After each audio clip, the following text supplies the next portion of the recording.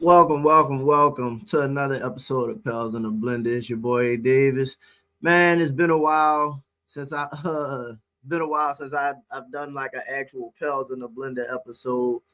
So appreciate anybody for tapping in, man. I'm probably gonna talk for a little minute, but let's just kind of see how it goes. Thank y'all for joining me on this. What is it, Tuesday? On this Tuesday morning, it's still morning time right now. You know what I mean? Just kind of want whoa, what's good, bro? Appreciate you for tapping in. Yeah, it's been a little minute, you dig? So hold on one second. Hold on one second. Real quick. Hold on. Here we go. There we go. Had to get right real quick.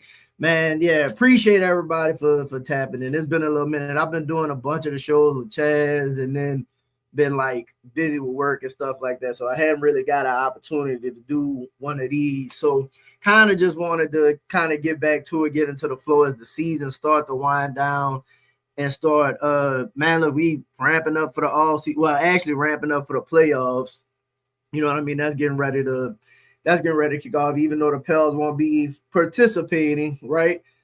The playoffs still hold value to a degree because a lot of things can change in the playoffs and how teams view their future moving forward, right? A team that was expected to do well, mess around and lose in the first round or something like that, or player gets hurt, or some teams have like this might be their last hoorah of the iterations of whatever team that they have. So, they're looking at like Denver, for example. And I know me and Chaz talk about Denver a good little bit. It's kind of like what they look like moving forward with their future. Well, like if they have a sudden exit, early exit. Whoa, was good, Jaden. Appreciate you. If a team like that has an early exit in the playoffs, they might look at their roster and think, we can't continue to throw this team out there and move forward. The Lakers might as well shut it out. Exactly. Once Luka go down, Reeves go down, you know what I mean, and Brown in his 40s, and then with the roster around them, you kind of got to consider what's going on with that. That's, for example, another thing. JJ Redick gonna be going into year 3 next season, right? I think he signed a 4-year deal when he got hired. So like the playoffs make a difference, and sometimes it's your fault, and sometimes it's not. Like think about it this way. And again, we're gonna talk about the Pels moving forward, but like, what is Golden State gonna do? Like Steph got hurt last year in the playoffs when they looked like they were gonna be able to make. I'm not saying they would have went to the championship or nothing, but like they looked like they had Minnesota on the rope. Steph pulls his hamstring. You come in, they lose then. You come into this season, Jimmy Butler gets hurt, right? Steph gets hurt for an extended period of time. Like this iteration of Golden State might be over. Like when they go into the offs, they traded Kuminga finally. You go into the off season, like Pods looking at an extension. So like you got a lot of teams that's like after this playoff run, what happens if the Clippers don't get out of the play-in, right? What happens if what happens to Portland? Like, what if Portland does make the playoffs and make some kind of unexpected run? What if Wemby's hurt for the playoffs? So it's like a lot of different things that like the regular season is like one part of the NBA season that kind of determines what happens moving forward into the off season.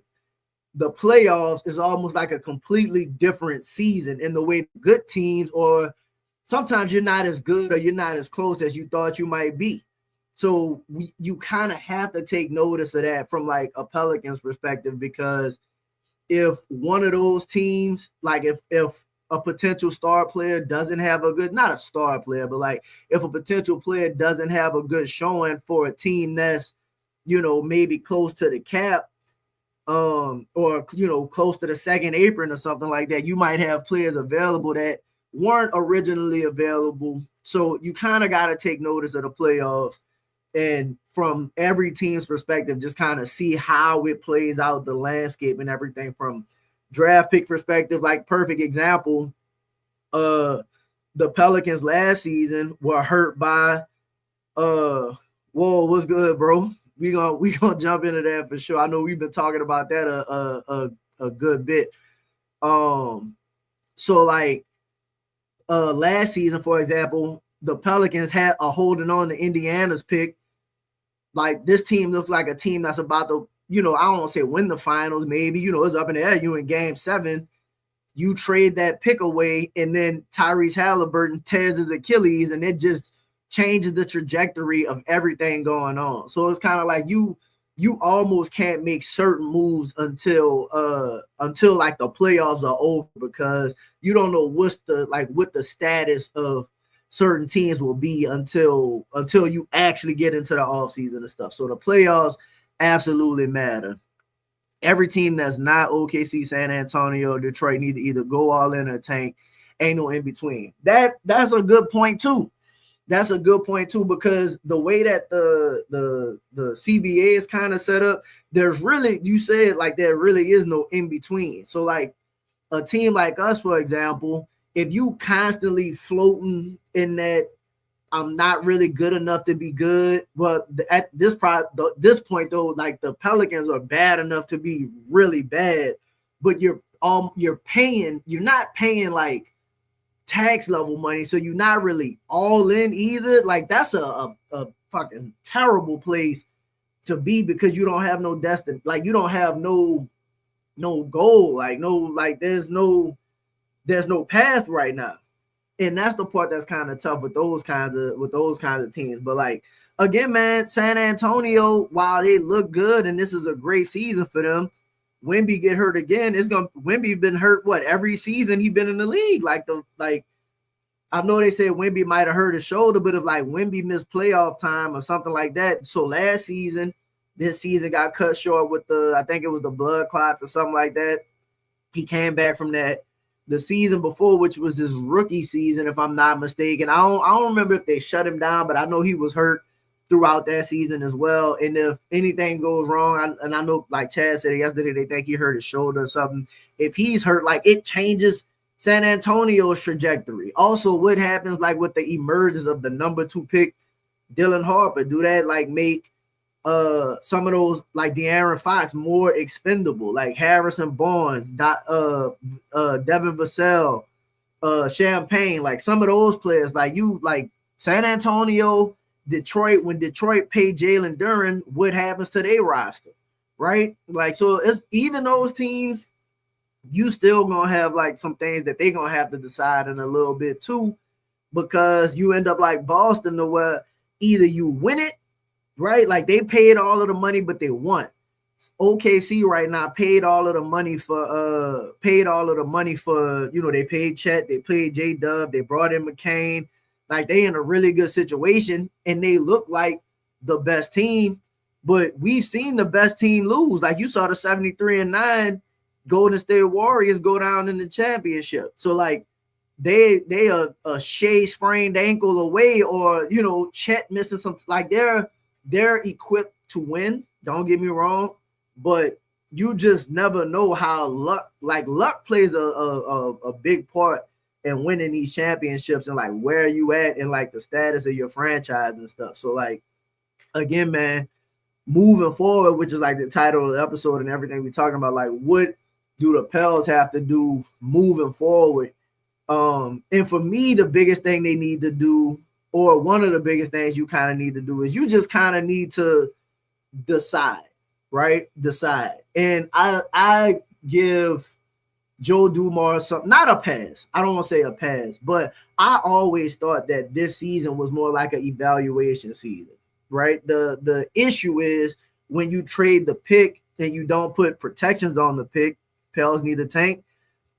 So here's the question. If a lot of people are already talking about like next year's draft class not being like one of the stronger draft classes or whatever, if that's the case, like, is there a player worth tanking for? And again, another season of like all of the losing. How does it look? Now, this is the thing.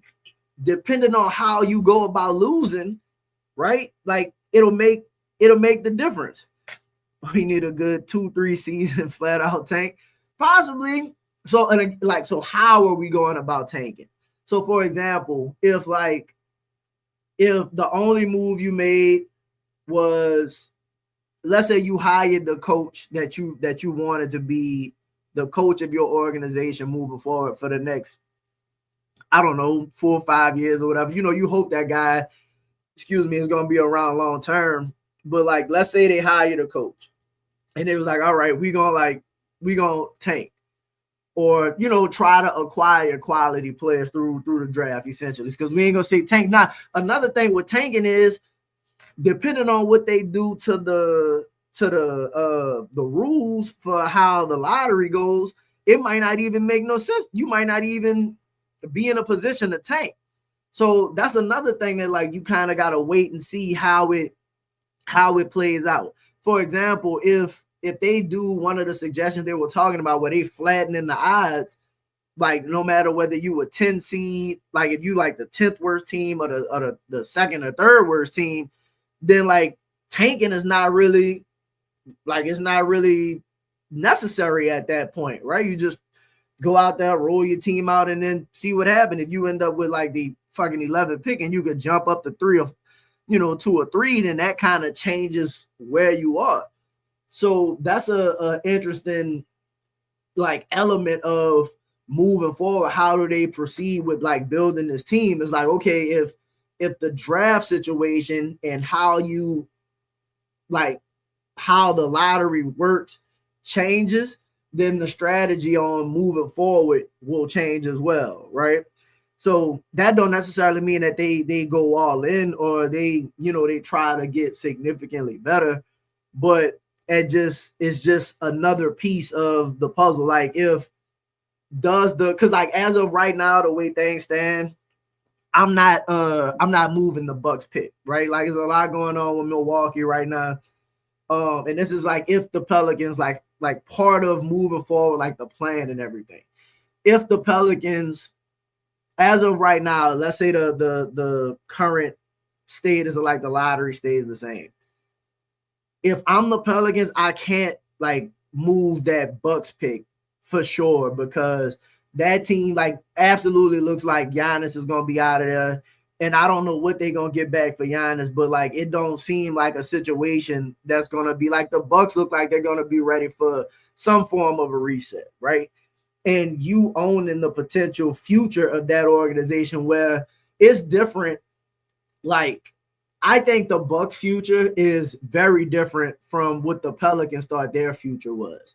Like, I think the Pelicans traded away their pick and the protections of their pick under the belief that they didn't think that they would be this bad, right? I don't think they came out and thought going into the season, based off what they had seen historically, that the team would look this bad. So it's like worst case scenario, like we a play-in team, if we just get the health situated, like we're probably going to be around 14, 15 or whatever, which isn't the worst case scenario. I don't think that they thought when they traded away to pick that this would be a motherfucking lottery team and one of the worst, one of the worst situations that they would be in, not having a pick. Now, once it's gone, it's gone. But I just think it's different when you look at the Bucks, where for 2 seasons, pretty much Giannis damn near been trying to force his way out the door or whatever. So, like, in this situation going into next year, you almost can't trade that pick, because it's like, all right, this shit about to happen soon, and you want to retain like as much value as that pick has as possible. And sometimes it's like the most valuable before the games will start being played. But you kind of got to hold on to that pick for as long as possible, in my opinion, especially when it's looking like the Bucks going to be awful moving forward. Let me see. When I say tank, I mean get cheap as possible, acquire as many picks as possible. You don't have to be bad.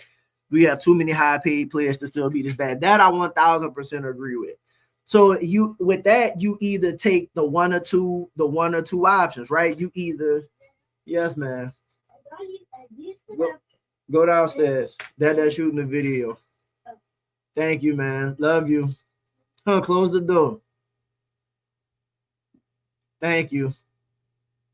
Sorry about that.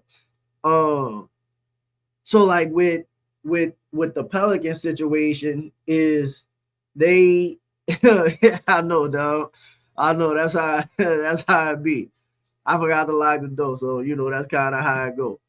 But you don't have to be bad. You just got too many high paid players. So like with that scenario, it's kind of like, all right, I agree. You move like moving Z at this point. I like Z and I kind of want to keep Z, but at the same time, there is no benefit to having them necessarily. Like you said, there is no benefit to having Zion on that type of deal. Now, this is the thing that's crazy is like somebody got to get the money regardless, right? Somebody got to get paid. And at some point, if you're not bringing in a bunch of players, then it's kind of like, okay, I could understand keeping them if, for example, like Poole more than likely is not going to be on this roster. And Poole makes $34 million. DeJounte makes almost $30 million. So it's kind of like, depending if you have to decide between those kind of players and then a bunch of like random players, the best thing I guess you could do is kind of turn that money into maybe expiring so you could get yourself some cap room or something like that. But at some point, somebody got to get, like, because you know there's minimum that you have to pay anyway. So if somebody's going to get the money, you kind of have to have some kind of pieces available on the roster to be able to put something out there, unless you just going to get a whole bunch of young players or something like that, and then you still in a sticky situation. So it's kind of interesting to see how they view the roster and what they have, because initially when they were talking about that we got all of these untouchables, which I don't think anybody has played like an untouchable, right? Or played themselves into a scenario where it's kind of like, okay, you at least kept the value that we thought you had when we were considering like, no, we're not going to just give you away. So I'm wondering if like they looking at the roster and was like, you know what, shit, we'll take like Herb, for example. Herb's value, I think, previous to this season was, I need a minimum of whatever you want to say it is, 1 first, 2 first, whatever, for Herb Jones. After this season and going into next season, and then before the contract kick in, I wonder if that thought becomes like, well, damn, if somebody offers me something, like, do I take anything, but like, do I consider, like, if somebody offered me like a late first or something like that, it's like, you know what, fuck it, we'll take it just to kind of clear ourselves of a future situation where I might be in a position where, like, it took like the Bulls with Zach LaVine to a degree. The Bulls with Zach LaVine, it took them 2 seasons just to be able to give Zach LaVine away. And it was hindering them during like their time while he was still there. He was hurt, wouldn't plan. You couldn't trade him. You couldn't rebuild. So like, you don't want to be stuck in that kind of situation. So sometimes you just got to bite the bullet on certain things. And I'm not saying that Herb Jones is at that position just yet, but it's just one of those things that you kind of got to think about when they moving forward and how they going to like construct this roster. See, I hope Joe Dumars don't add more into the playoffs is officially over. Don't make the same mistake. Like, don't make no moves until the playoffs is over. Exactly. Don't do like now what I think you do need to do. I think you need to hire your coach. Like when the regular season ends, I would start conducting my like my interview process and stuff like that. And I would try to find a coach, unless, because you can still hire like an assistant like while the playoffs and stuff is going on. If you're trying to interview, players like Stackhouse or Mose, not Jamal Mosley, because unless they lose and he's a head coach, that's a little bit different. But if it's like Sam Cassell or Chris Quinn or Nori or the number 2 for Houston or any of those people, if you're looking at hiring like an assistant, you can probably interview those guys while the season is going on. So I think you would like to have your coaching search complete before the playoffs is done. Get that down so y'all can have the most time game planning, for like what it is we do moving forward. What's the vision for this team? What kind of players are we looking at? Like,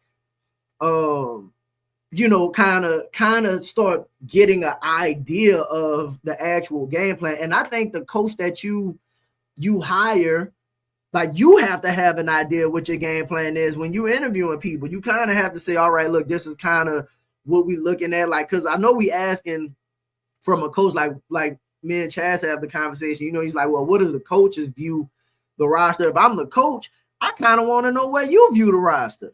Like, do we align in where we view the roster? Like, for example, let's say you give, and I'm just using this as a like, not extreme, but like as an example.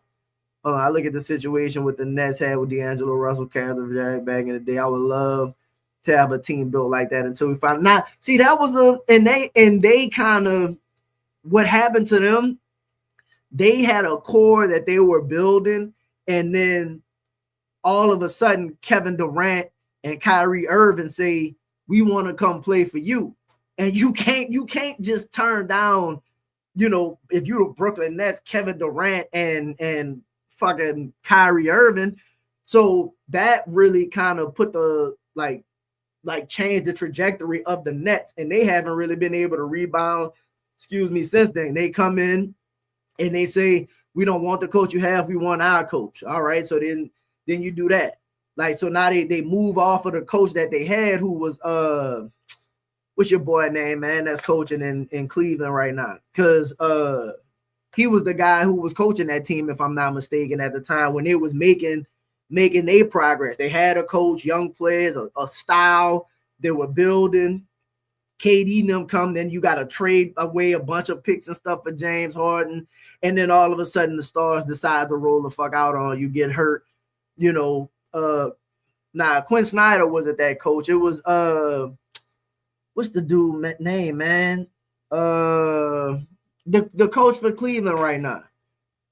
The coach for Cleveland right now was the guy. I can't think of his name. Quinn Snyder is the coach for Atlanta. Kevin something. I can't think of his name off the top of my head, but y'all know who I'm talking about. But your team was on a trajectory, and then I think that's typically what happens with like young teams. The benefit that OKC had is that their players that they had and drafted developed into stars, so they didn't have to go and, like, even if somebody wanted to come to OKC, they were disciplined enough to just be like, nah, we don't, like, our players developed into the stars that they were. Boston is another team where their players developed into real deal NBA. So Atkinson, yeah, facts. Atkinson was the guy. When they was doing that, they got Atkinson out of there for Steve Nash, because if you remember, Kyrie Irving at the time was like, we don't even need a coach.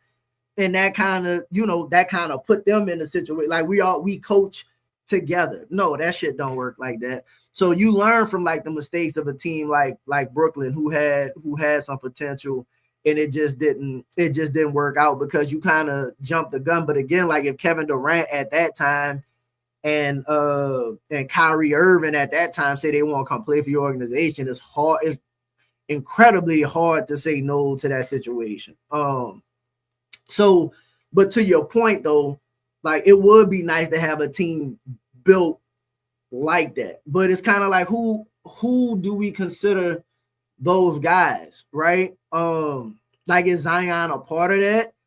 Or is Trey a part of that? Or do you have to get rid of, at the end of the day, the only three people that matter that's like been here is Zion, Trey, and Hurt, realistically. Like, DeJounte's not going to be here long term. I think after this season, he's going to have 2 years left on his deal. Once you don't get the extension, that's pretty much when it's like the writing's on the wall, if I'm not mistaken. And then Poole, he'll either expire, so that money not that it don't matter, but like, you're not looking at none of these people long term if you really don't have to. But Herb just signed an extension. Trey got multiple years left. And then, you got to figure out what you're doing with Z. So I think, how good are you trying to be? What it is that's the plan. Like, how do you view the roster? So, like, you have to find your coach, but like, y'all have to be on board with, are we like, do you view this team as, and when I say you, like Joe Dumars and them, and I can't believe they view it this way, but like, do you view this team as good enough to keep relatively the same with, with like moderate changes, like a player here or there, right? Because if that's the case, then a coach, like your coaches may be, and I was using Thibodeau, for example. Let's say Tibbs is like, listen, I'm willing to take this job, but let me know how you view the roster, right? And let's say Tibbs views the job as, say, bro, I'm willing to take this to go through like a moderate rebuild, but like Zion, let's say Zion got to go, or Trey got to go, or like let's say Trey is the player that I'm not saying he do this, but let's say Trey Murphy is the player. He's like, listen, we got to move that guy to do something else, right? I trust him as a coach, but if the front office is like, no, of all people, like Trey is the guy that's got to stay, well, then that just won't work, like as far as like the relationship goes, because they have to align with how they feel the roster needs to be built moving forward, or how close or far apart they are. It's kind of like somebody might come in like you might end up having an opportunity for a great coach to come in and he'd be like, look, man, this shit need a full rebuild, right? Like a full rebuild. I know, like, who would be the idea of a full rebuild? Like, I don't want to say a great coach, but what would be like a high, like what coach could the Pelicans hire where people would be like, yo, this was a slam dunk hire? Like, that's a good question. I didn't even think about that. Like, what's a coach that the Pelicans could hire that would get no real pushback from? I think Tibbs is one of those. Like, I think if you hire, like, almost any of the names, I think you'll get some people questioning and criticizing. Like, if you hired a first-time coach like Sam Cassell or any of them, Taylor, you think Taylor Jenkins is one? So now this is the thing. I think if you hire Taylor Jenkins, a lot of people will still give pushback, because I think you might need a certain kind of roster for Taylor Jenkins to go well. Whoa, what's good? What's good, Kurt? But like if you hire Taylor Jenkins, I think you might have some people being like, Borrego should have kept the job, because he's been around, he was showing progression and stuff like that. Then, like, how good are you gonna be with Taylor Jenkins? I 1000% believe with that one. I think if you were to hire Dan Hurley, I don't think anybody would be able to complain. That's one of those hires that, like, I think would be a slam dunk hire no matter what. So let's say Dan Hurley, you interview Dan Hurley say, listen, I'm willing to take this job, but you motherfuckers got to blow this roster up. Like I'm willing to be here long term, but we got to start from scratch. But the front office views, Trey as an untouchable, or Herb as a, listen, we got to have these players on the team. Like, I don't think you can walk away. I personally don't believe you could walk away from like a potential, and it's all potential, don't get me wrong, a potential cornerstone franchise changing coach for like some of these players that have already showed you that, at best they limited. Like, their ceiling right now is play in first round sweep type action, right? So where, like, you absolutely have to align, one, financially, and then two, like, the ideals moving forward. So I think that's going to be one of the biggest hurdles moving forward, and how the front office perceives, because right now they might not want to go through a rebuild. But again, do you turn down a guy like a Dan Hurley if he says, listen, I'd be willing to take this job, but like, I need the opportunity to like start fresh with my guys, and I kind of want to build the culture. Like Borrego, for example, they said Borrego, part of the issues that Borrego had this season was he was having to reteach old habits and bad habits and out coaches. Like, what if I ain't got time? I ain't trying to do that. I want to get my players and establish my culture from day one, right? Like from the jump. I don't want to have to go through that process. If that's the case, like, I think you go into the offseason willing to move people. So I personally believe that the kind of coach you bring in absolutely makes a difference with like what your roster situation can be moving forward as well. I think you have to align with the guy that's going to be like the best situations are when your front office and your coach in the line. Like OKC's coach trust Sam Presti to do his job, right? Like you trust Brad Stevens to do his job from a roster standpoint so you can coach.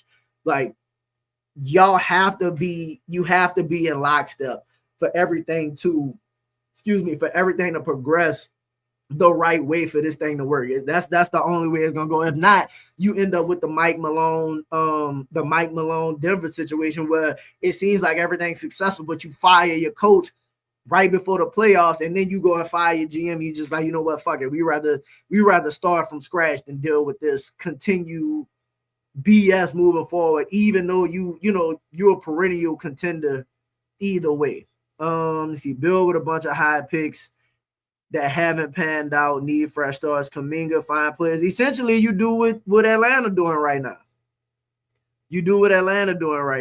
I mean, you could do it that way, but again, the reason Atlanta, in my opinion, is still able to do that is because you still had the coach in place, right? You had the coach in place that they thought was a good coach, was a accomplished quality coach. And then for whatever you feel about what's your boy Bryson, right? Because they went high, they removed their guy and then hired Bryson to come be they GM and whatnot.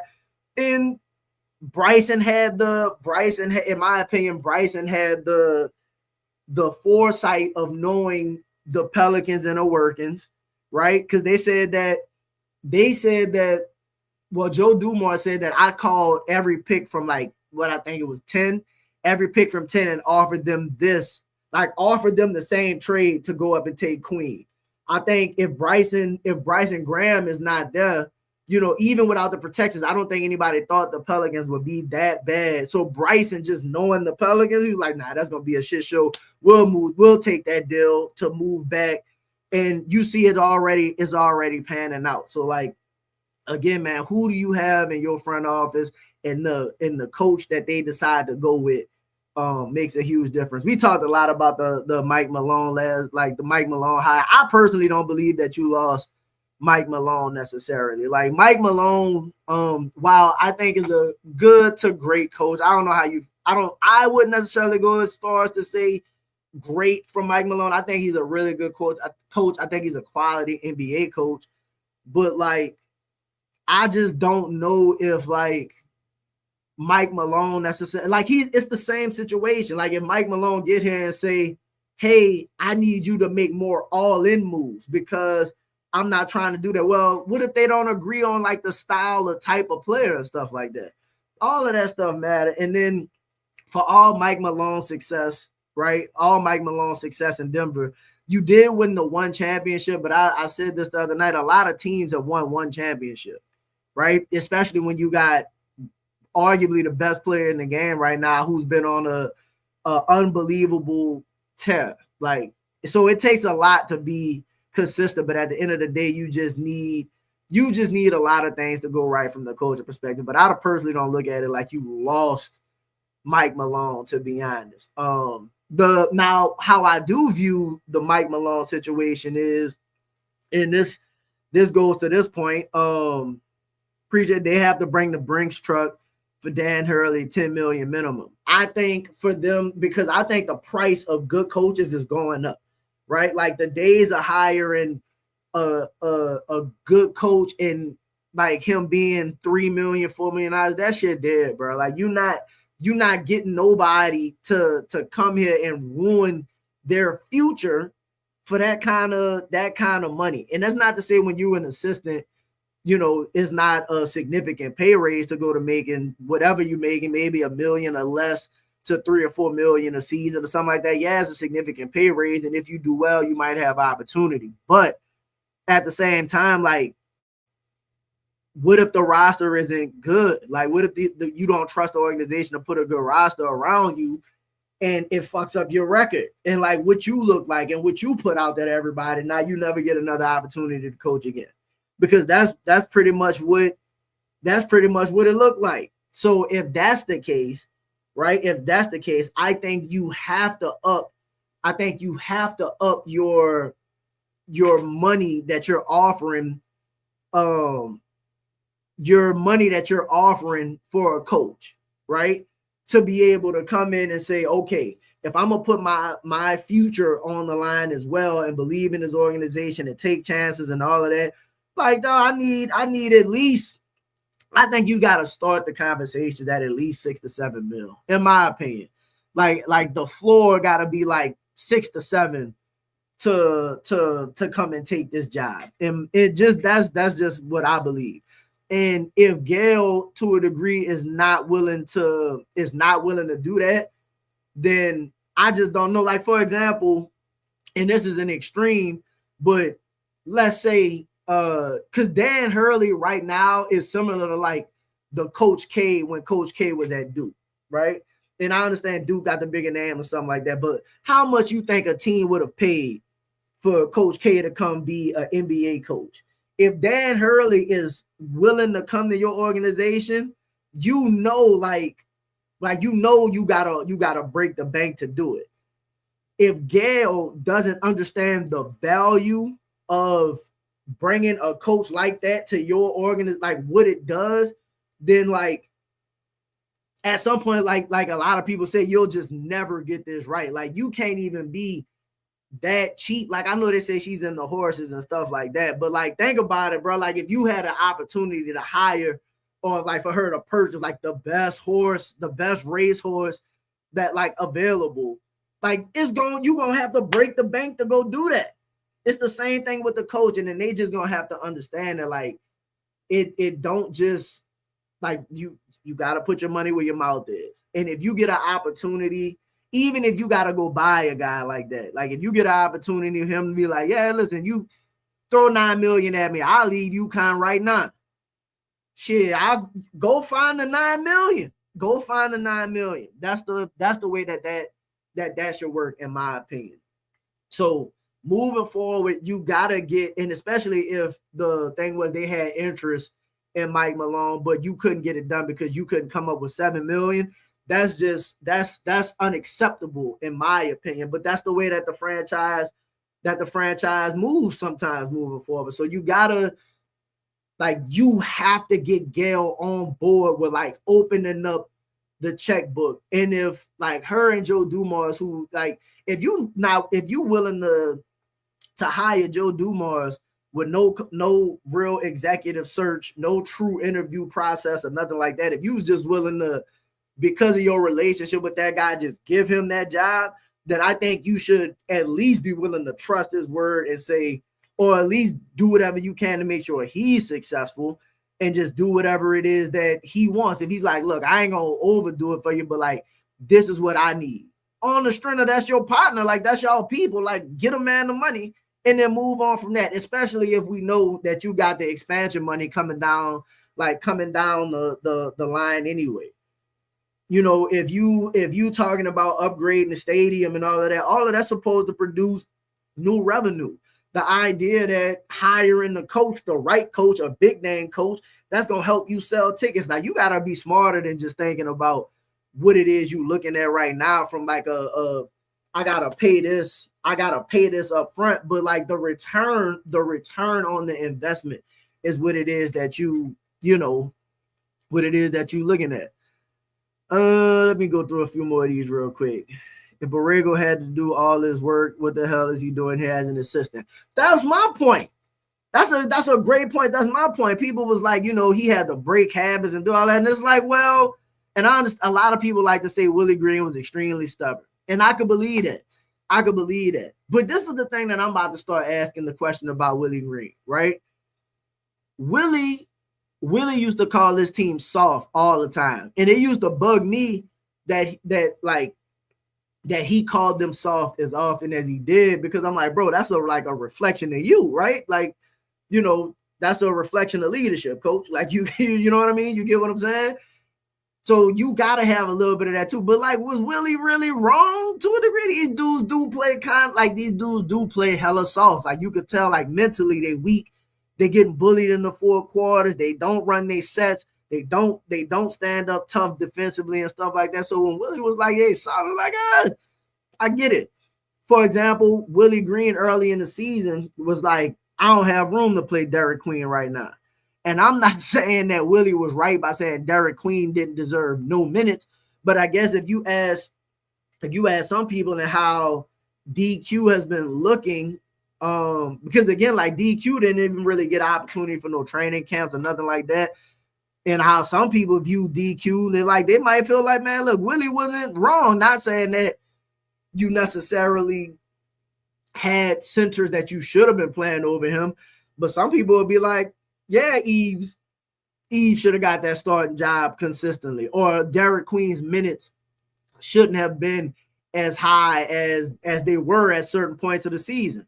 Because from what I'm hearing, a lot of people were talking about, a reason that they were going through so much losing, it was you had to play the rookies, right? Part of it was, hey, there was if Borrego was getting some of the pass, was like, look, man, you got to play these rookies. Willie Green, one of his big thing was, I ain't playing DQ all of these minutes. So now it's like, all right, well, who was right and who was wrong?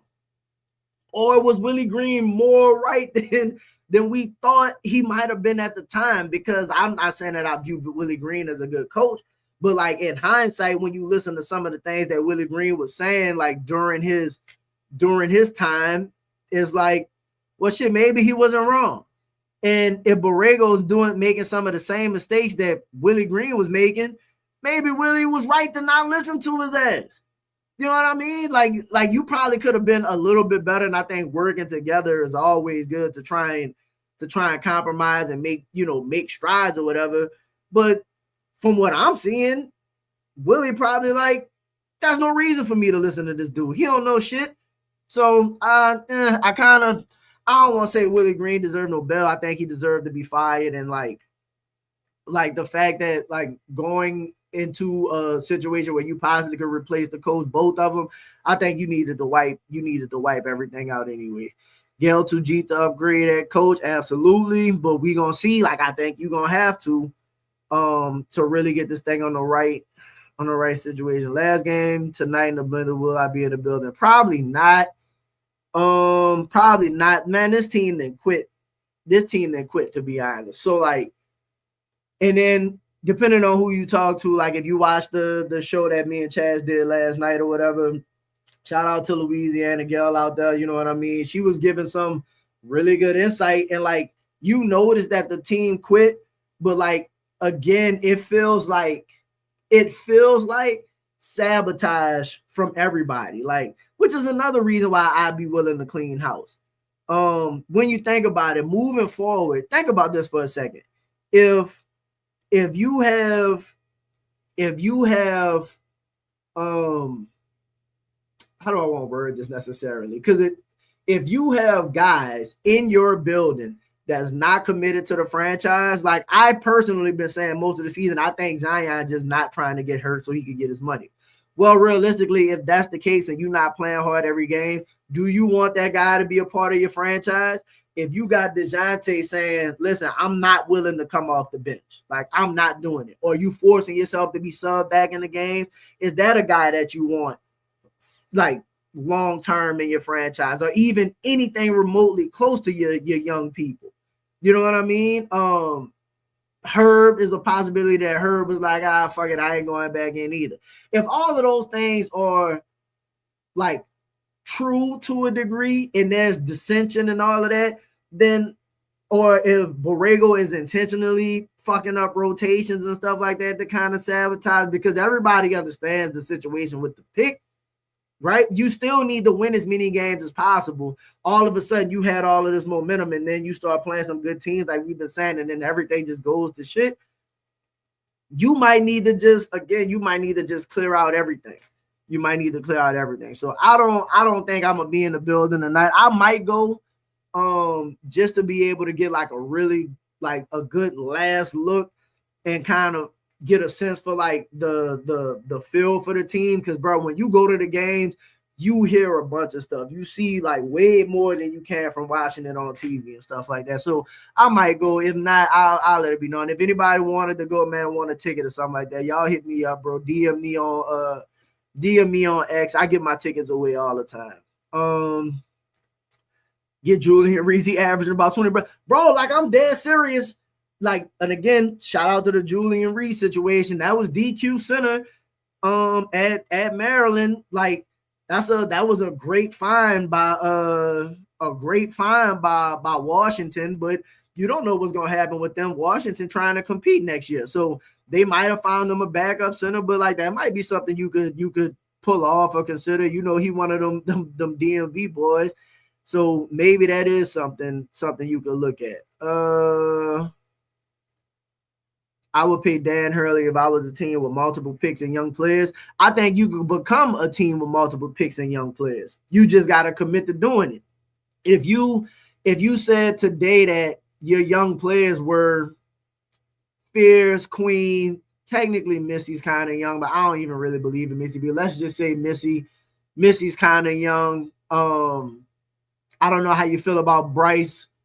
But like, if you wanted to keep Bryce, it don't matter. PV, you could keep him, it don't matter.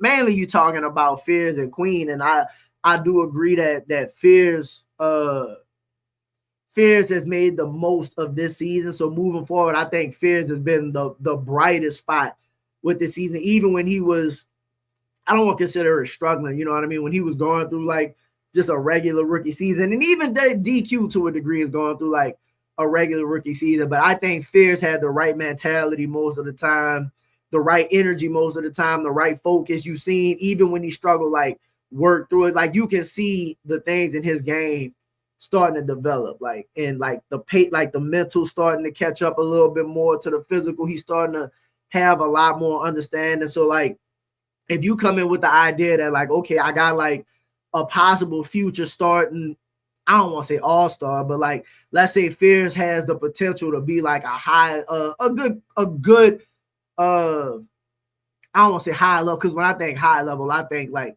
stuff is like different type. But like, let's say he can look like a Keontae George, or he can look like who else would be a good, like a Darius Garland type PG. You like, okay, we got something right there with Fierce. DQ, regardless of how you feel about DQ, he did have some bright spots. He got some potential. You know what I mean? And then we say, okay, we just gonna move Herb, Trey, Z for picks, right? Herb, Trey, Z, DeJounte, Poole for expirings and picks or whatever. Now you go into this and you be like, shit, now you done kind of load it up. So you could turn yourself into a situation where you have young players and picks and move forward, you know, a bunch of expirings and do it that way. And also it depends, like if Dan Hurley seems like the type, he might have enough ego and presence to where if you decided to go the veteran route, you might be able to have a coach that could coach some veterans. So it would be interesting to see where they decide to go with that. Playing the Rooks was a good investment. Fears is 2-3 years away from being a superstar. I think Fears is year 2 is going to look really good. He's one of those players that, like, I definitely believe is just going to continue to work. I said this in the offseason. The one thing I noticed about his game, and if you think about this too, which is really good for him, I don't think he's missed a game all season, if I'm not mistaken. Like, I'd have to double check and look, but like he played all of the summer, right? Like he was there after the draft, he was working out. He played all of the summer games. He played all of the preseason games. He was starting for a bunch of the season. He was coming off the bench for, but like he maximized, I think, his rookie season, like ups, downs, had his struggles, like started figuring out, even in the summer, like you saw him struggling and then figuring it out, getting better. In a regular season, like as a starter, struggling, then getting better. Went to the bench, was getting better. So like the one thing about that dude is he continues to get better. And I think when he goes into the offseason with an idea of what to work on and how he needs to train his body, how he needs to mentally prepare for a season, like the season is long with the travel and all that, I think year 2 for him is going to be very very promising. Like I think he's going to look, I think he might look so good to where, like, my thought was if this team says, okay, like moving forward, we want to be competitive, right? We want to continue to contend, and they start moving, feels like, in that direction.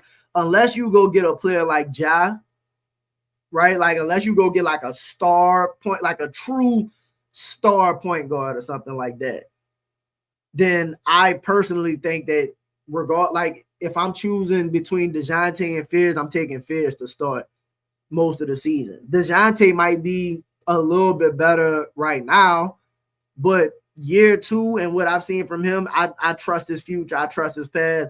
I trust him working to get better. And then depending on what he looks like in the summer and shit like that, I'm 1000% leaning into the guy that I chose to be my franchise and future point guard, unless I'm able to go get somebody who got like that type of ceiling to really elevate my team. Because I don't think Fears is going to be in a position by year two to like truly elevate. Like I think he can make you a little bit better, don't get me wrong, unless he takes a leap that like nobody's really expecting quite yet from him. So unless he does something unprecedented like that, like I think if we choose it between Fears and DeJounte, I'm moving DeJounte and I'm going with Fears to be my starter probably from day one. If I gotta choose between like starting Fears and like a true star point guard, I go with the star point guard and I allow Fears to kind of work his way again, just to get another year, possibly coming off the bench. You know what I mean? And like continuing to get his feet wet until this team becomes his team, or we figure that out or something like that. Queen should be a role player off the bench until he can run and jump. I kind of agree, but again, that also depends on like what the idea is moving forward. Like I know they made a truly high investment for Derek Queen, and I personally think if the goal is, or if the idea moving forward is, we want to just have as many good players as possible, right? As many good players as possible.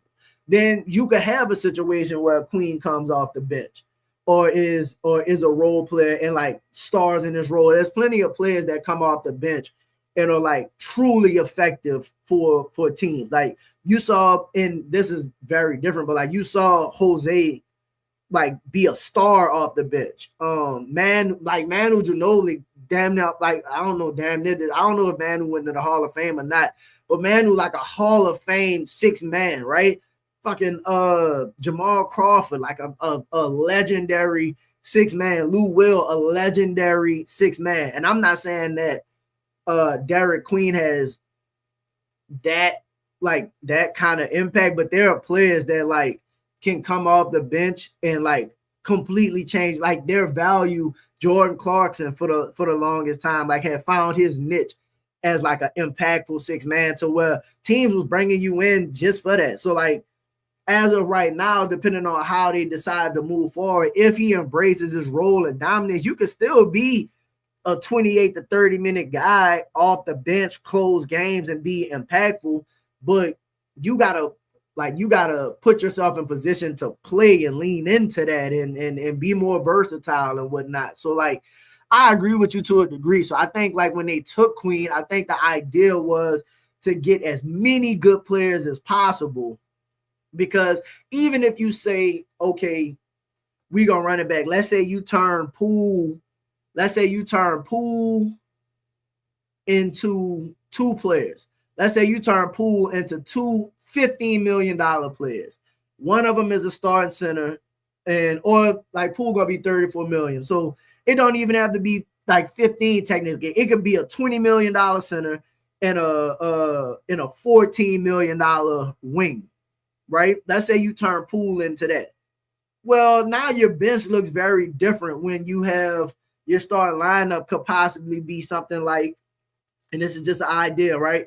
DeJounte, Z, Trey, said starting center and said starting wing, right? Let's say you did that for Poole. You brought in a legitimate shooter and a legitimate center.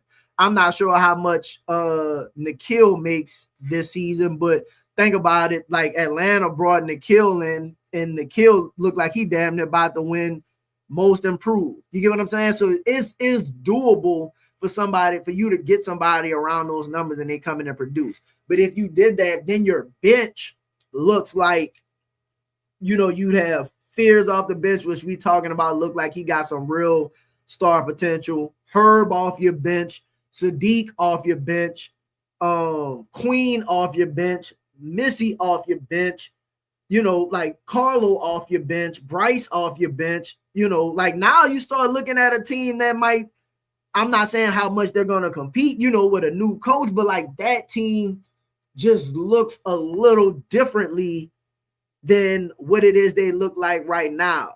So like if you rolling out starting like a second unit of what Sadiq Bey looks like right now, and Herb, like historically what Herb Jones is and how impactful they think Herb Jones is, how impactful they talk about Herb Jones being and stuff like that, being a rotational piece and whatnot, with Fears and Queen potentially running second units and stuff like that, then it's kind of like, okay, like now I can see like the vision to a degree. Like get a coach with that kind of depth, and then they become playmakers and stuff like that. Now you might really have something, but that's all depending on how they view it. So like if they're trying to contend, to be honest, that might be the route that I try to go. Is Sadiq Bey starting next year? Not for me, to be honest. I think Sadiq has played really, really well, but like I personally think you need to upgrade.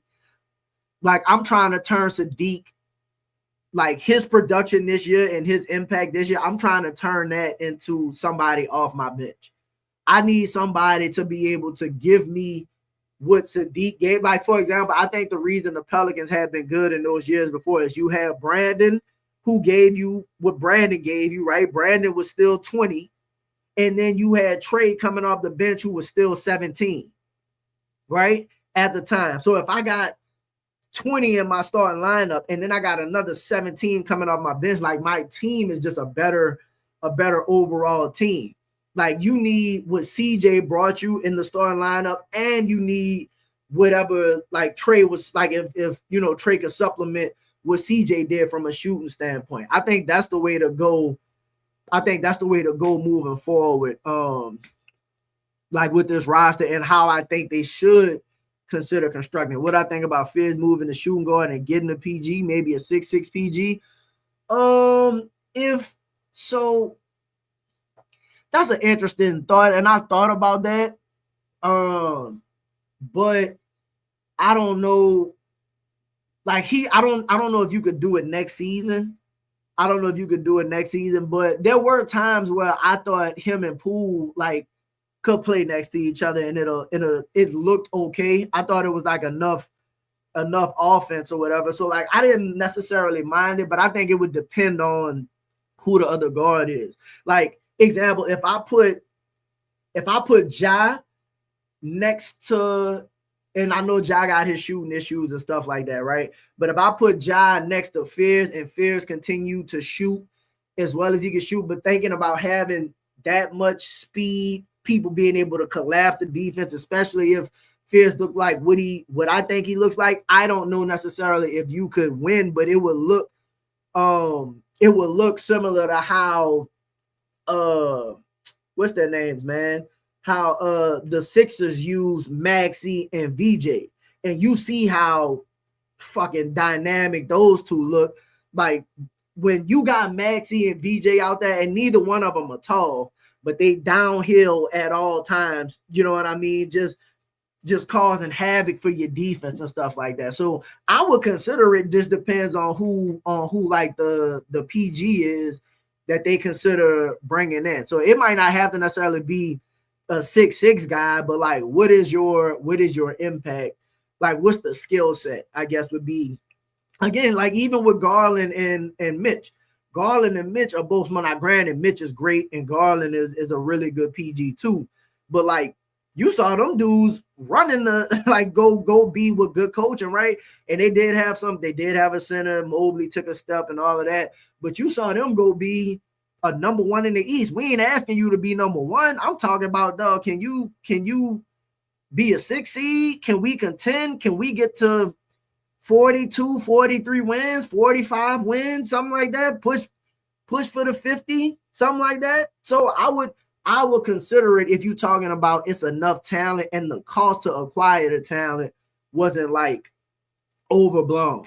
Like if I was getting Ja, like if I got Ja for, if I got, because the trade I think I had worked up earlier was like Poole, like before it was like Poole and DeJounte for like Ja and fucking what's your boy name, man? KCP, for like Ja and KCP. I'd do that. And then consider like KCP either temporarily starting or like Fizz Ja Trey, Fizz Ja Trey Z and whatever center. Like it ain't much shooting, but again, they gonna be dynamic as fuck. You can't stay in front of nobody. You gonna have to guard, and you figure it out from there. And Ja's a true star. Herb Jones is more of a bench player in my eyes. I think so, bro. I think Herb is a role. I think I personally see Herb as like a Caruso, and Caruso was best maximized off the bench. So like that's just kind of what I think. Do I think Missy stays or goes? I personally like. I would like to see him go respectfully. I just don't like the inconsistencies of it. Like I don't like the inconsistencies, and I don't see the highest ceiling. I know he had like a good game the other day, but I don't think he does enough consistently that I can rely on. And I just want to play like things that I can rely on. He has good energy. He has good moments, and maybe he's not in a consistent enough situation, but like if he gotta put on some more weight to me. He's gotta be like more stout defensively. Like if it were me, well, I'll say this. If it's up to them, I think he's going to, you know what? No, fuck it. I think he's gone. Because I personally think they bringing in like Marvin Bagley for that backup center role. So like I personally think like they make a move, something like that. Somebody more versatile, more they guy. Missy is going into year 3, which means he's almost close to like contract time and stuff like that. I don't think there's no way that they consider extending Eves or something like that. I just don't think he does enough. I would be surprised if Eves is on the roster like long term moving forward. Trey Murphy makes me cringe. I like him, but he needs to get stronger and smarter. Yeah. I agree, man. Like, and I like Trey a lot.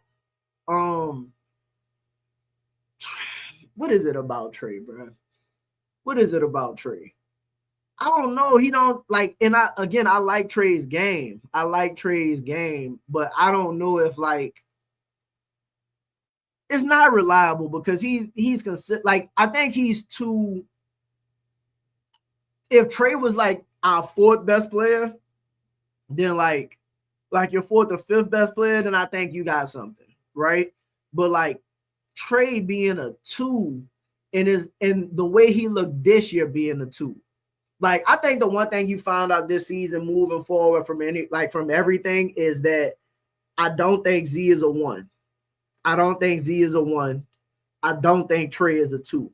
I think this season confirmed a lot of that, right? So I think Trey at best can be a 3 or a 4, I think at best right now. So like even if you go back to when they had their most success, right? You had Z or BI, your 1A, 1B. CJ was your clear 3, right? And then you had Trey as like your 4th best player, and that's when you were most successful. So I think like as of right now, even as he gets better, I think that's what you've kind of determined from this season. I don't think Trey right now is good enough to be a 2 on a good team. I just think they're too limited. They're not consistent enough to really compete at that level.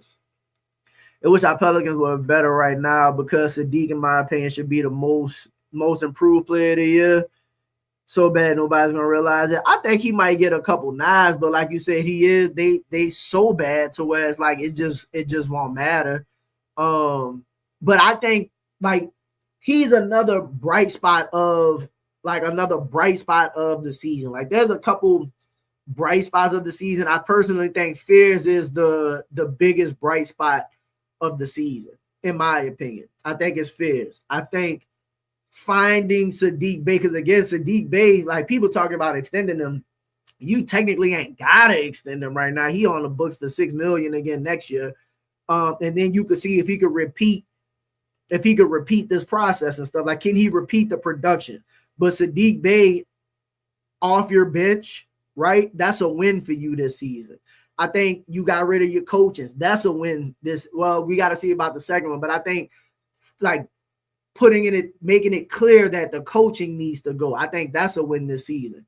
Zion being healthy enough to where you don't even have to have the conversations this offseason. Like you might have the downside of like, all right, yeah, Z not a one, but you don't have to have the conversation like, here you go, he played 30 games again. Or he like, no, like motherfucker played 60 games. You know what I mean? I think the year before, if they wouldn't have shut it down and been taken, I think he could have been around 50. He played 70 the year before that. So like it seemed like he's kind of got himself on track. Trey didn't have no major injury. You found Bryce, which is a nice little side, whatever for you. Your rookies got to play a little bit. So there were some bright spots or whatever. Herb and Missy for what? That's the deal. I'm telling you, I do it. I don't know if Miami would do it. I'm definitely offering it. I do that shit in a heartbeat, bro. I do that in a heartbeat. Again, that'd be one of my like big offseason targets that I think is actually like doable, because Miami, one of those teams we talking about, they got the playoffs rolling around. They're going to be in a situation soon where they're going to have to decide what's going on, like with them for their future. Like, I don't know what's happening with Norman Powell money. You still got Wiggins over there. You got, I think Davion Mitchell still over there. You got Tyler and fucking Bam Hero coming up. They got like a different string of like Jaime Jaquez, and they got a bunch of stuff going on over there. It's like not good enough to really compete, but still like kind of in between. So they gotta figure out what the fuck they doing too. I wouldn't mind helping take a player like Ware off of them where they might feel like, they got a defensive culture and stuff like that. Maybe Herb got a good enough resume throughout the league or reputation throughout the league that maybe they feel like, look, we can, with the combination of Herb and Missy, we can like have two pieces to supplement what it is that they would do with lose and Ware. And it seems like Spoelstra's not really a big fan necessarily. So that it would be interesting. I would offer it. I definitely would offer it. I can't see this front office not getting back in the draft. They want their own coaching picks. I agree. I've been saying that pretty much all season. They're like, yes, it was not smart to get off the pick for DQ, but I think it's going to be when the season plays out and the playoffs are over and stuff like that, and you see how things start to fall. I think it's always easier to get back into the draft when the draft and stuff is happening, because the draft never goes the way people think it's going. People be willing to, like, certain teams be always willing to either move back picks and move up and stuff like that. So if they truly wanted to move back into the first round or something like that, like, you got future assets that you can move to get back into this draft. Hypothetically, if this draft is so goddamn great, you could trade like a 20-30, whatever. You do it like Minnesota did. Not saying they should, but like you got 20-30 picks that you can move to get back into the draft and stuff like that. So it really just all depends. There's options on it. Like you saw the Spurs a couple seasons ago, like trade back, and you saw Minnesota move up to take Dillingham and whatnot. So it's just kind of, I think there's ways to move around and get back in the draft, especially when the draft is happening, because while the draft seems incredibly strong at times while it's happening. We see damn near every draft. You see players start to fall, things move around a little bit. So it's kind of like if they do a thorough, like appraisal of the draft and the players in the draft, and I think they find somebody if they find somebody that they love like DQ, they gonna go get them. Like if you was willing to trade a future first unprotected to go get DQ, I'm pretty sure if you find somebody that you love like that in this draft, there's probably not going, and they fall within a certain range, it's probably not going to be a way that they don't do whatever they got to do to go get him. Zion isn't an NBA player. He's an NBA athlete for now, but that's it. That's a tough one, to be honest, because I think while people talk about the limitations on Zion's game, he's still skilled. Like to finish around the rim, the way that he finishes around the rim is still like very impressive. Whoa, what's good, Cheddar? Appreciate you, though. Y'all make sure to hit that like button and subscribe, man. But like to say Z not a NBA player is kind of, I don't know. I don't think I could go that far, bro. Like even with Z's limitations and stuff like that, there's a lot of players in the NBA that's limited, if not more limited than Z. So I don't know. I also don't want to get like too caught up with being overly critical of Z right now, just because I may not think he's a 1A kind of player, right? I think for me, that's what I found out this year. Not that he's not still a good to quality player. Like the dude can roll out a game roll out of bed and still be impactful. And there's even moments in the game you see Z could turn it on and just be like, all right, that dude looked like one of the, like he looked like at times the best player on the court. And that's with great players on the court. Like there's times where he looks like the best player with great players. But I don't know if he has the mindset, motor, and honestly the body and game to be a 1A consistently during the regular season and stuff like that. But that don't mean he's not an NBA player. Like if I go put, like, let Z go to a fucking Minnesota and be the 2 next to Ant and watch how incredible Zion looked in that situation. Or put Zion next to another star. So like you said he could do all that because of athleticism, not a skill set. Bro, like I think the athleticism matters, but it still gotta be skill to a degree. When his athleticism goes, he's not gonna be in the league. I don't know. But again, how long does his athleticism last? Right? Like if he keeps himself in shape, he was already significantly more athletic than the most athletic. So even when his athleticism like declines, he's still gonna be incredibly athletic. So I don't know, like if he could still manage the health and stuff like that, like we'll see. But like the touch around the rim, I think he still have a decent handle for the way that they use him. He don't have like no great fucking handle, but like Brian still ain't got no great handle either. So like, yeah, Z got some things that he need to work on, but like I'm not gonna say that like he's not an NBA player. I think Z though.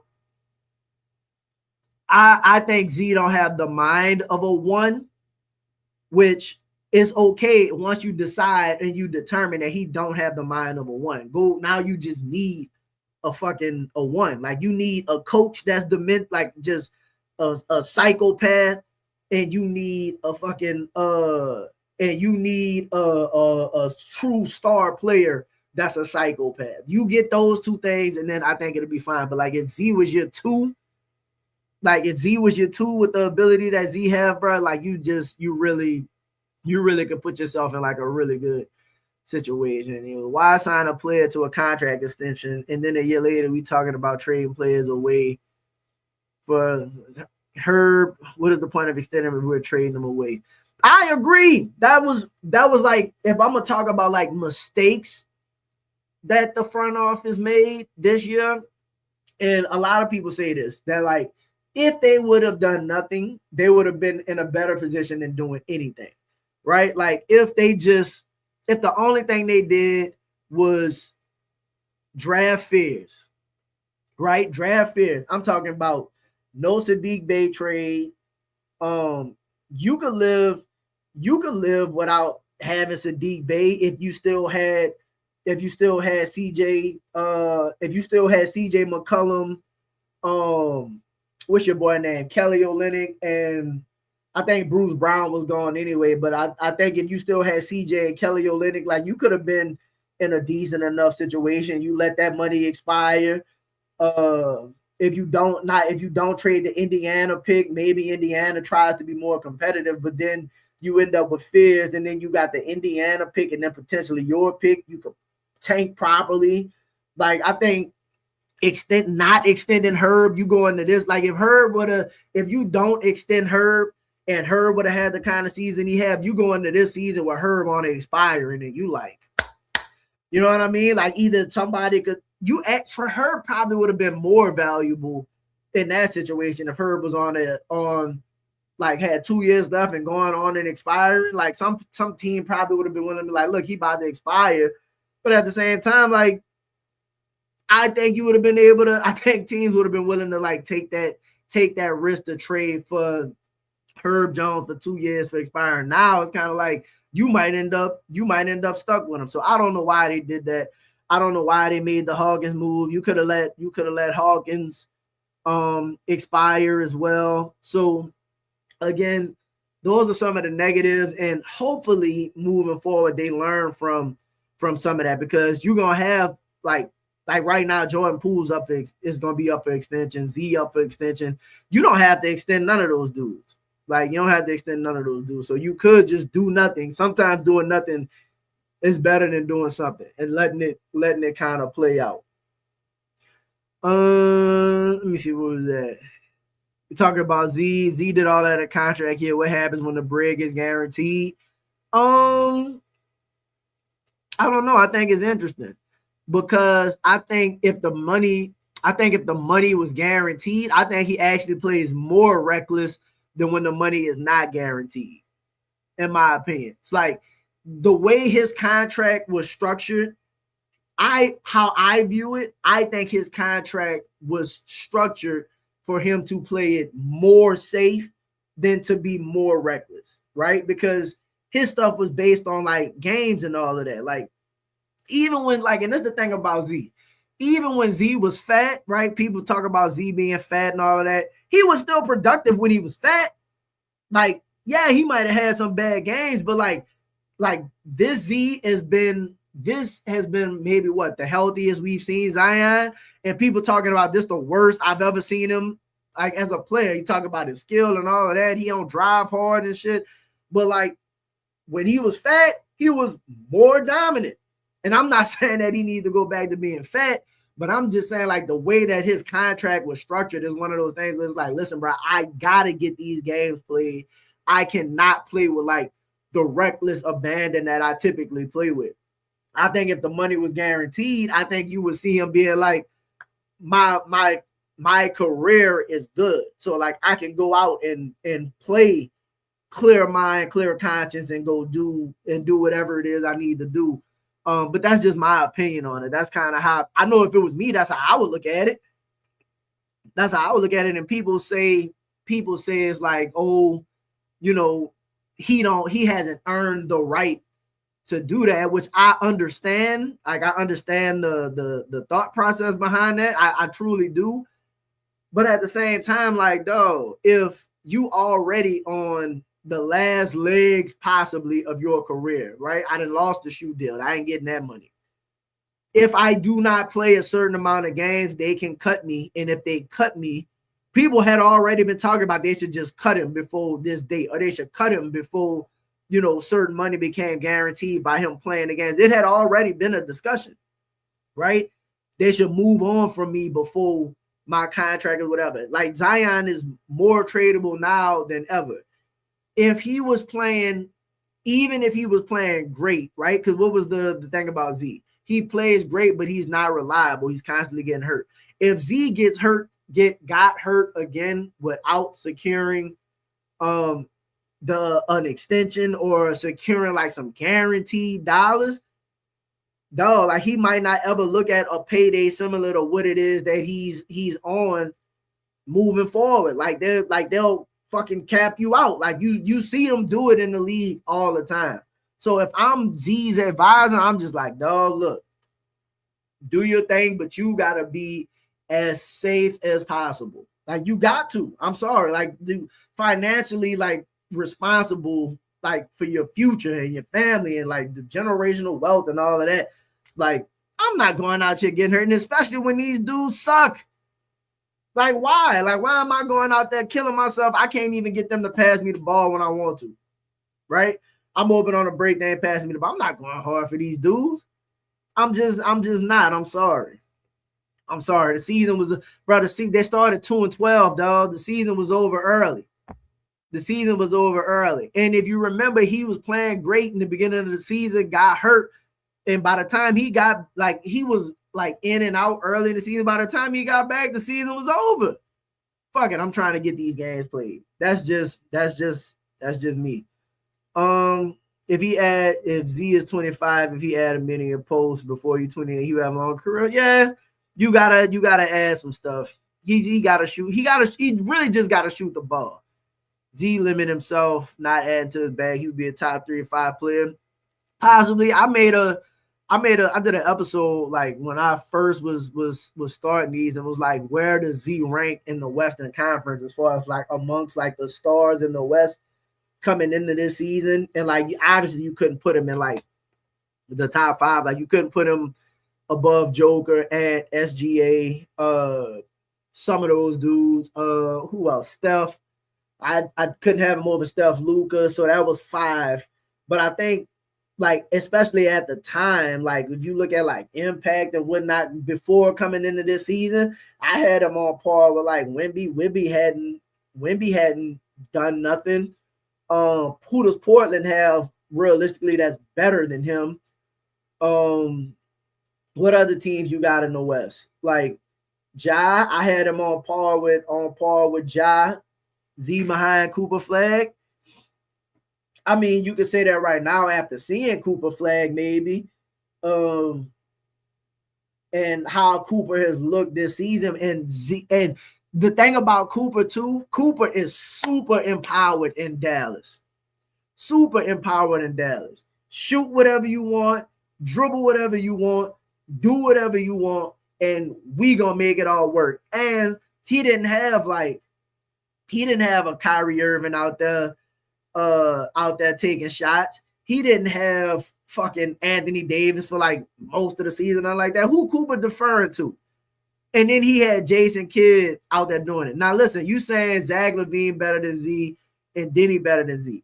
Coming into the season, right? Before you watched them this season, would you have said that Zach LaVine or Denny Avdija was better than Z?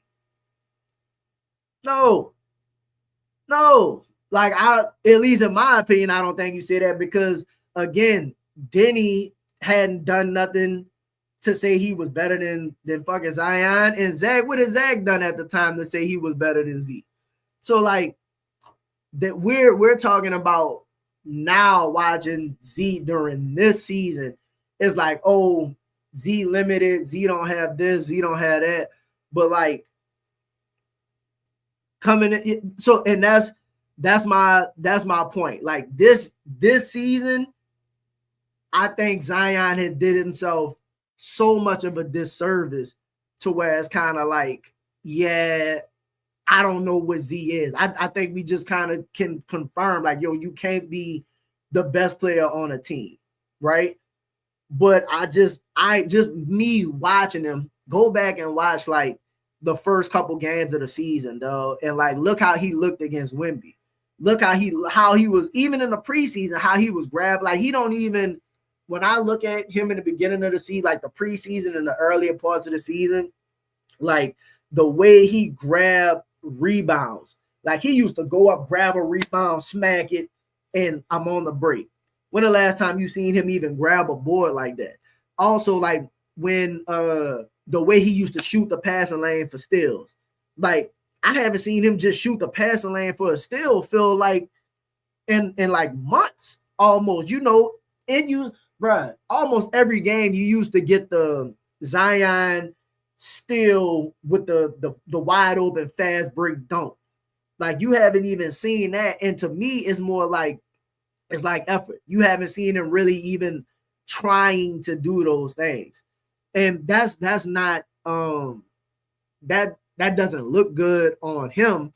But if that's what he is moving forward, then it's kind of like, I don't know. The best version of Zion when he was fat.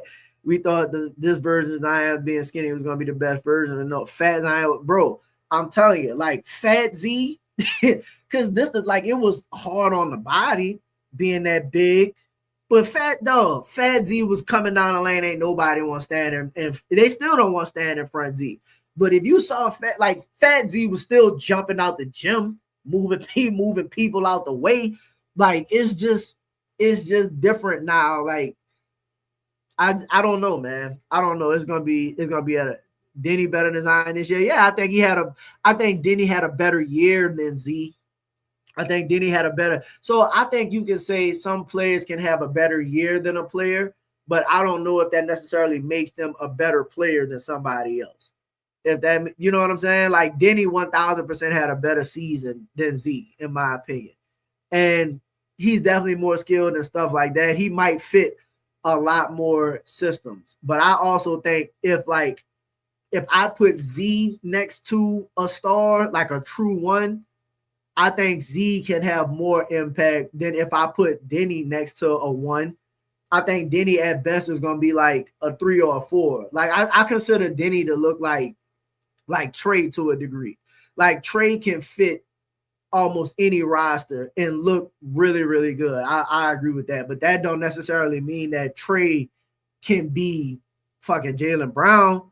Like, I don't think Trey can consistently hit some of the peaks that a player like Zion can. I don't think Denny can consistently do the things I think Zion can if you put them next to better players. So that's interesting. Cooper is the best Duke player in the league right now. Oof. Cooper got to do more, dog. Cooper got to do more. And I like Cooper a lot. Cooper is having himself a incredible rookie season. But, like, they got some great Duke players in the league right now. Tatum still, like you say, Tatum still great. Kyrie technically last season was still great. You're gonna make me make like a list of like Duke players or whatnot. Since Zion to Denver, let's see what he could be. I'll take Gordon, Brown, and Johnson. Gordon, Brown, and Johnson. Z next to, see, I don't want to send Z next to Joker. I don't want to send Z next to Joker. I want to send Z next to like one of them dudes that don't give a fuck. Like, send Z next to Ant. Put Z next to Ant, somebody that's gonna like force you to turn up. Like, you get what I'm saying? Like, I think he needs somebody like that. Like, Joker seemed like I'm just gonna do my thing regardless. But to your point, if you put Z next to Joker and Murray, and you talking about Z as a third option, bro, okay. Okay. Zion be fucking going crazy out there. Going crazy out. Zion be going, dog. All right, dog. I'm telling you. I think you'll see some of the better versions, some of the better versions of Z. But that's just my opinion. So, like, we, again, going into the offseason, we might end up in that situation. We might, dog. Z in Detroit with Z, K, and Duran. Zion. I don't really think it's close, to be honest. I think Brandon got a game that's I don't want to say unique to Brandon, but Brandon got like his game. But I just don't think BI is like more BI too inconsistent, in my opinion. Like, I remember the stretches of BI having games where he was like just getting 14. He couldn't get over 20. Like, we say what we want about Z right now. Even Z on like no shot. Think about it, bro. Z shooting less than like 14 shots a game, still rolling out with 20, 6 for 8, 8 for 10, 11 for 13, fucking 10 for 12.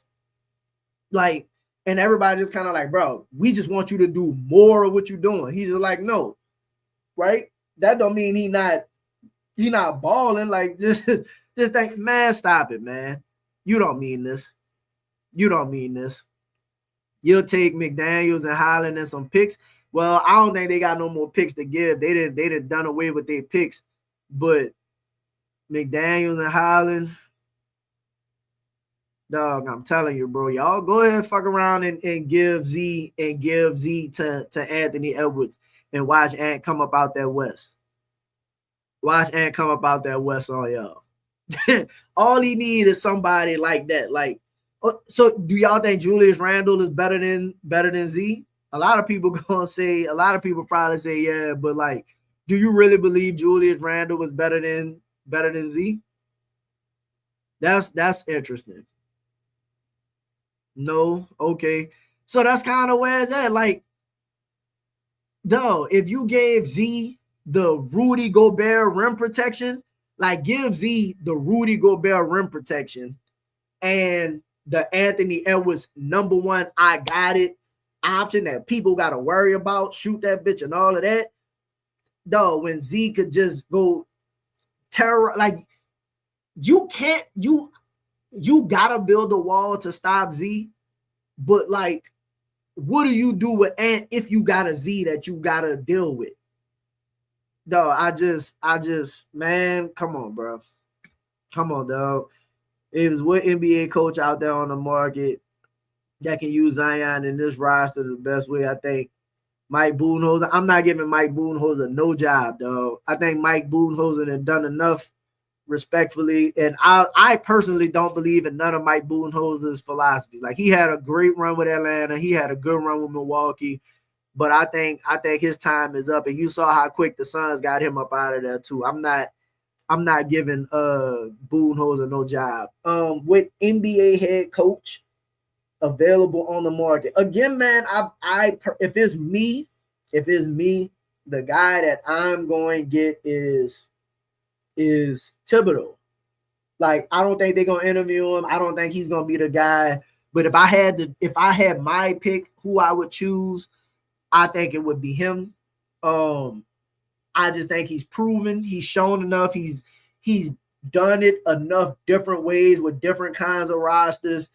That would be like, he hasn't won a championship, but like, unless the Knicks go to the finals, right? I don't think they look better than they did last year with Tibbs.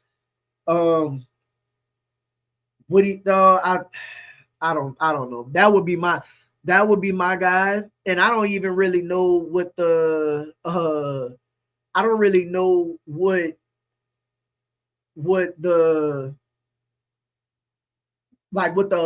philosophy would be or what the roster would look like. But I guess that's actually that's funny. That's like Z would play 20 amazing games a year for Tibbs. Now, this is the thing that's crazy.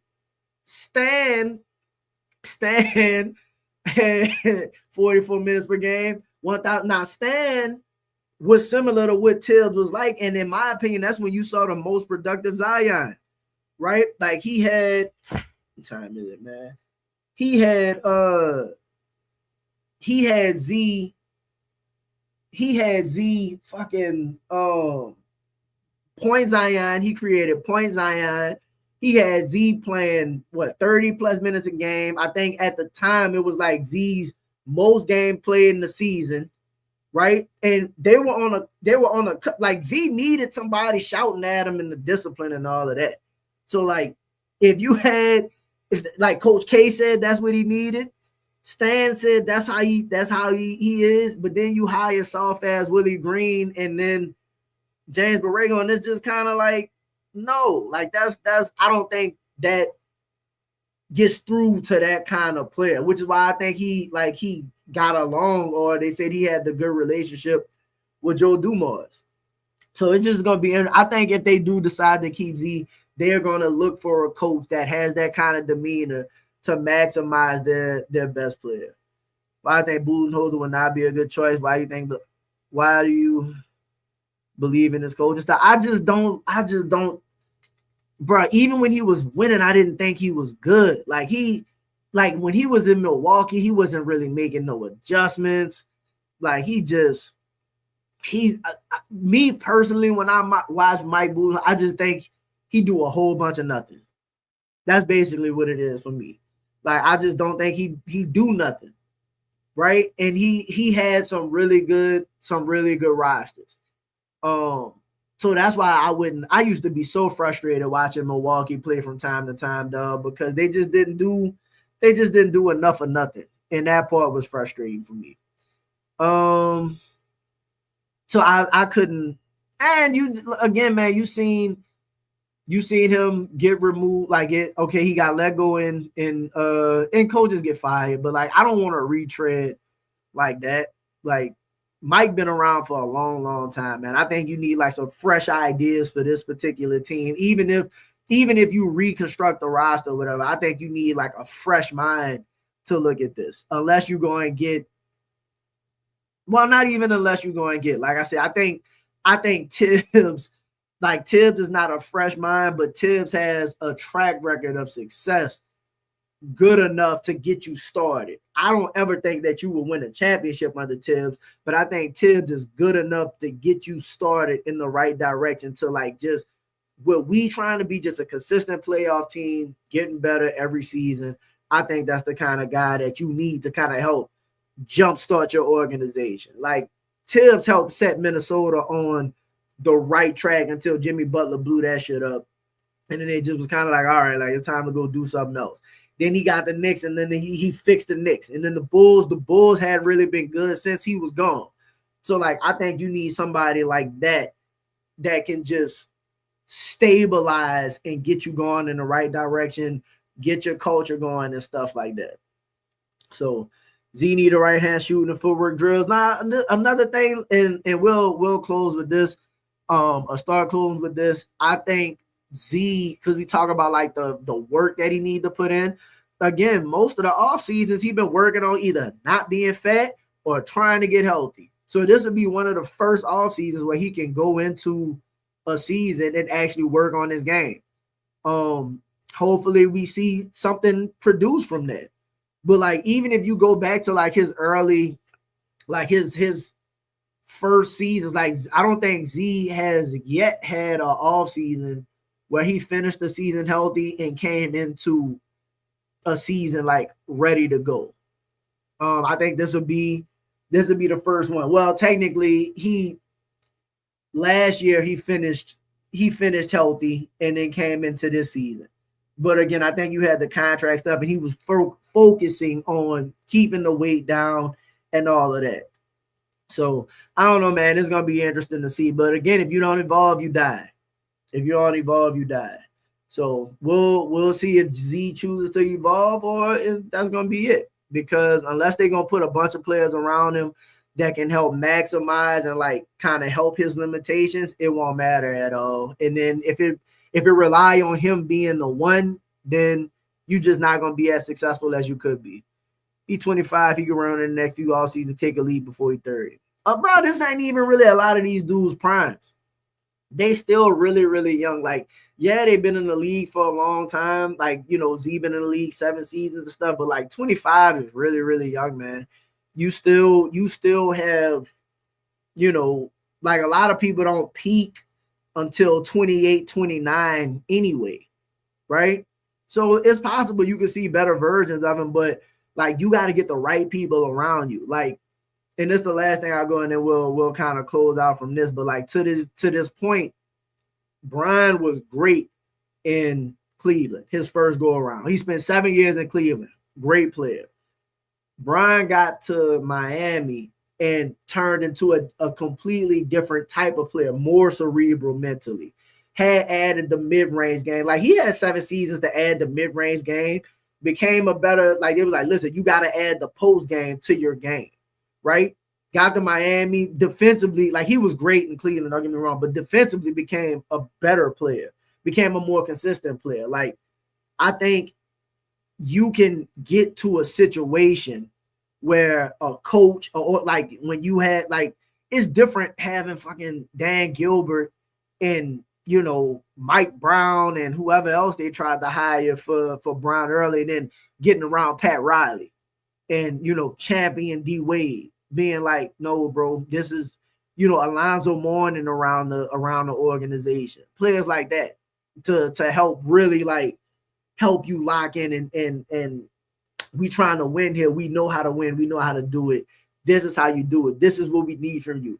You need another great player, a truly great player around these dudes to kind of help figure it out. So that's just kind of where it is, man. You got some hope. You got some options moving forward. I think, like I said, man, I've been saying this. I'm gonna keep harping on it. I think the coach is the most important thing right now that you could do, even beyond the roster to a degree. Like, you have to align with the coach, and like the front office and the coach have to align, and they have to decide what's best for them moving forward. Because if that's the case, then you'll be able to see some form of plan and some form of like, hopefully they can begin executing. I really think this season was like a big assessment, a big clearing out. I need to see from my own eyes what it is I need to attack and I need to work with. And I think they've done that part. So it's just gonna be interesting to see what they do moving forward. So hopefully, you know, honestly, I would have been fired Borrego. I wouldn't have let him finish the season. Especially once the play-in was gone. I would have just had already set the tone for everybody that like, yo, this shit over. I'm clearing people out. I don't think it does anybody any favors to let him finish the season. I don't think they're gonna hire him. And that's just kind of where we are with that. So with that, man, I appreciate everybody, bro, tapping in. Hit that like button, subscribe. I got a little surprise I'm probably gonna do. I got a couple of my other partners. We probably gonna we'll probably get ready to start driving closer to when the playoffs start and whatnot. So be on the lookout. Be on the lookout for that, man. We're gonna do some playoff editions and kind of like cover those games and breakdowns and what the playoffs mean for like other teams around the league moving forward and whatnot. So that's gonna be cool, you know what I mean, to kind of start putting that content out there as well. But man, I'm me, Davis, Bros, Pels, and the Blend. I appreciate everybody. Y'all really don't know how much I enjoy doing these and being able to like just kind of like voice my opinions again, bro. I'm a fan like the rest of y'all. Also, if anybody want to go to the game, hit me up, man. DM me on at Just Say Davis on X. I'll be able to send y'all a ticket or whatever through SeatGeek. So y'all be safe. I'm out. You know what I mean? Appreciate y'all. Hey, Davis, Pels in the Blender. Peace.